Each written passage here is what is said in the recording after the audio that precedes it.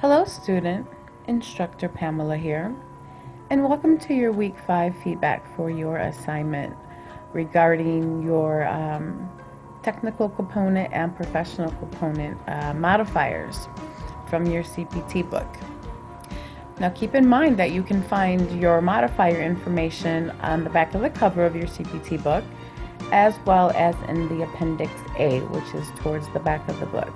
And the appendices gives you each description of what each modifier is. So for example, if you go to your modifier 26 on the back of the cover of your CPT book, you'll notice that it says professional component, and then when you go to your Appendix A in your CPT book, you go to the modifier 26 and it gives you the description of how to utilize modifier 26. In layman's terms, or how it works is, let's say for radiology that the patient is in a hospital and they are sent to the radiography department for the x-ray, and then the report is then created once the radiologist reviews the results and then sends it back to the ordering physician. So when that happens, we're going to apply modifier 26 to the professional component for the physician if the physician is just reviewing the results of the actual report. So that's what you want to keep in mind with your modifiers, modifier 26. And you'll know if you'll be utilizing the modifier at your job. Again, when you go for your interviews and you begin to apply for the places you want to work, you are going to be doing the same things over and over again. The only thing changes is the patient's name and, of course, the medical record number. So therefore, you're going to get your quote-unquote cheat sheet list of what modifiers are used and what codes you'll be appending those modifiers to.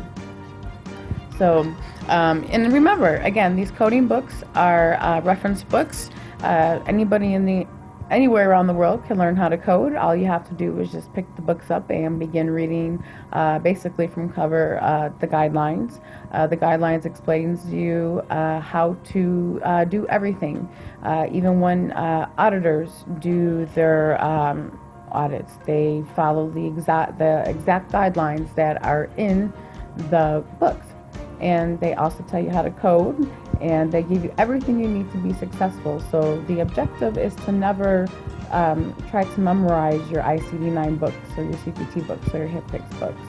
The things that you will remember will be the codes, because you'll be using them over and over again. So that's how that begins. But other than that, you do not have to memorize anything in these books. All the answers are there. You just have to go and search for it.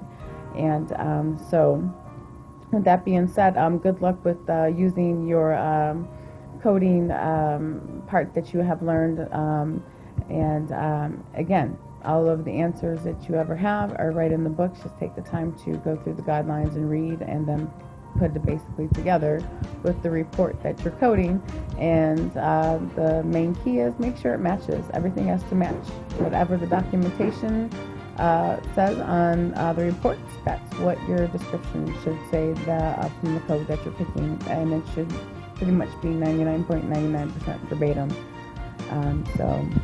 But I hope that was a little bit more insight on how to, what to expect as a coder. And again, your modifier 26 would be appended on the physician's component CPT code for whatever radiography service they actually ordered.